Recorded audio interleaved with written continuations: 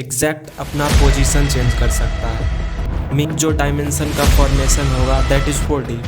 और सबसे बड़ा क्वेश्चन तो ये आता है, मास की वजह से स्पेस टाइम कर्व कैसे हो जाता है। ये सवाल सिर्फ नॉर्मल नहीं बल्कि प्रूफ्स के वजह से आए हैं। एंड बहुत सारे जगहों पर मूवी वगैरह में या फिर कोई यूट्यूब वीडियो में मैंने ही ऑब्जर्व किया है कि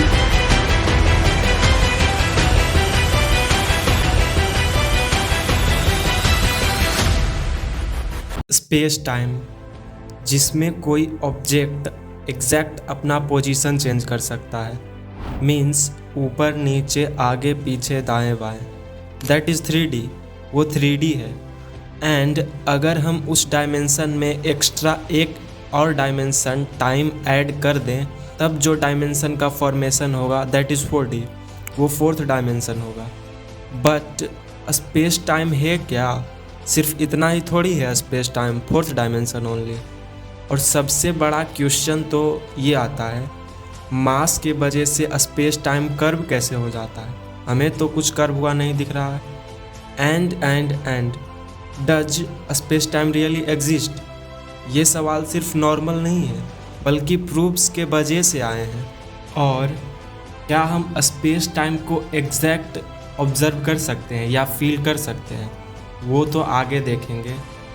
जिस प्रकार हम 1D 2D 3D को ऑब्जर्व कर पाते हैं, एग्जैक्ट उसको फील कर पाते हैं, क्या हम 4th डायमेंशन को भी फील कर सकते हैं। जैसे 0D मतलब कोई डायमेंशन नहीं, ओनली पॉइंट बिंदु बोल सकते हैं जिसमें ना कोई लेंथ होता है एंड ना कोई ब्रीथ ना कोई हाइट होता है। 1D 1 डायमेंशनल जिसमें ओनली लेंथ होता है, रे या कोई लाइन हो सकता है। 2D 2 डायमेंशनल जिसमें लेंथ और ब्रीथ दोनों होता है, मीन्स कोई प्लेन सरफेस, इसको भी हम ऑब्जर्व कर सकते हैं। एंड 3D जिसमें हमारी ये सृष्टि है, हमारा ये संसार है, means length breadth and height, इसको भी हम ऑब्जर्व कर सकते हैं। पर क्या हम एग्जैक्ट 4th डायमेंशन को ऑब्जर्व कर सकते हैं, उसको फील कर सकते हैं? फील करना मीन्स ये सब फील करने की ही चीज़ें हैं। फील करने से एज़ कम्पेयर टू ज़्यादा समझ में आता है, मीन्स बेहतर समझ में आता है। Just follow my instruction. रात में कोई खुले या शांत जगह पर चले जाओ, मीन्स छत पर चले जाओ। वहाँ पे आँख बंद कर लो और कान बंद कर लो।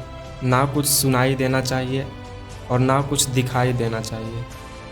तब वहाँ पे आप ऑब्जर्व करोगे कि कुछ भी नहीं है फिर भी कुछ तो है, मतलब कुछ तो एग्जिस्टेंस में है जो कुछ फ्लो कर रहा है, दैट इज़ स्पेस टाइम। वही स्पेस टाइम होगा। अब मैं ये नहीं बोल रहा हूँ कि वही स्पेस टाइम है, एज ए वही स्पेस टाइम हो सकता है। मैं एक इमेजिनेशन का आइडिया दे रहा हूँ कि हाँ एक ऐसा स्पेस टाइम हो सकता है। अभी वही होगा ये हम नहीं बोल रहे हैं। एंड बहुत सारे जगहों पर मूवी वगैरह में या फिर कोई यूट्यूब वीडियो में मैंने ही ऑब्ज़र्व किया है कि 4D में रहकर, मीन्स हम इंसान 4th डायमेंशन में एग्जिस्ट करके हम 3D को ऑब्ज़र्व कर पाते हैं। और जो सिविलाइजेशन 5th डायमेंशन में रह रहा होगा वो 4th डायमेंशन को ऑब्ज़र्व कर पाता होगा।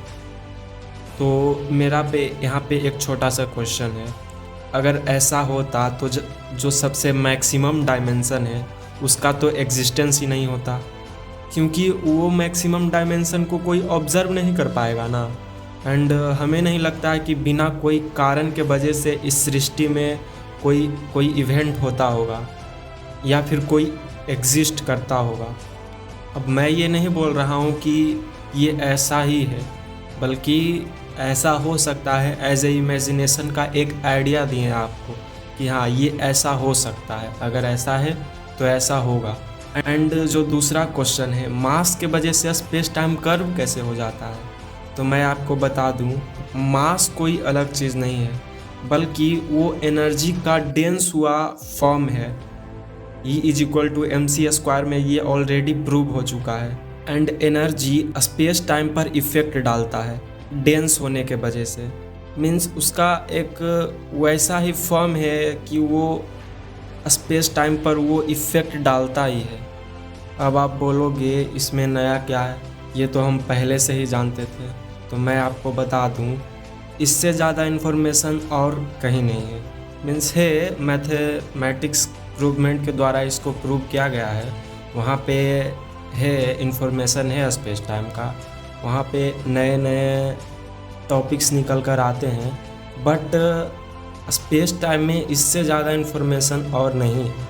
अगर इसके प्रूवमेंट की बात करें तो हम नॉर्मल जीवन में जहाँ पे हम जी रहे हैं लाइफ अपने, अगर वहाँ पे हम एक ट्रायंगल ड्रॉ करें, तब जो उसका तीनों एंगल होगा उसका योग 180 डिग्री होगा। ये तो पहले से ही जानते थे। बट यही सेम चीज़ अगर हम अंतरिक्ष में करें, जहाँ पे ब्लैक होल वगैरह है या फिर कोई प्लैनेट वगैरह है, अगर यही सेम चीज़ हम वहाँ करें तो वहाँ जो एंगल ड्रा होगा वहाँ पे उसका एंगल का योग मीन्स तीनों एंगल का योग 180 डिग्री नहीं होगा। मीन्स ट्रायंगल के एक कोऑर्डिनेट को अगर एंड्रोमेडा गैलेक्सी में ले ले और दूसरा कोऑर्डिनेट को कहीं बहुत दूर किसी ब्लैक होल के पास ले ले, एंड तीसरा कोऑर्डिनेट ट्रायंगल का और कहीं ले ले, एंड उस तीनों कोऑर्डिनेट को अगर हम मिलाएं तब जो ट्रायंगल का फॉर्म होगा और उसका तीनों एंगल उसको अगर हम जोड़ेंगे तो वहाँ पे उस कंडीशन में तीनों एंगल का योग 180 डिग्री नहीं होता है। ये ऑब्ज़र्व किए जाते हैं साइंटिस्ट के द्वारा, जिस वजह से लगता है हाँ वहाँ पर कुछ तो एग्जिस्ट कर रहा है जो हमारे नॉर्मल लाइफ से अलग कर रहा है। मीन्स हमको दिख नहीं रहा है पर कुछ तो एग्जिस्टेंस में है। तो लगता है कि स्पेस टाइम का ये भी प्रूफ है। एंड अगर हम जीपीएस सैटेलाइट में जो प्रूफ्स है उसकी बात करें तो वहाँ पे जो टाइम चल रहा है और जो हम नॉर्मल लाइफ जी रहे हैं यहाँ पे जो टाइम चल रहा है वो सिंक्रोनाइज्ड नहीं होते हैं।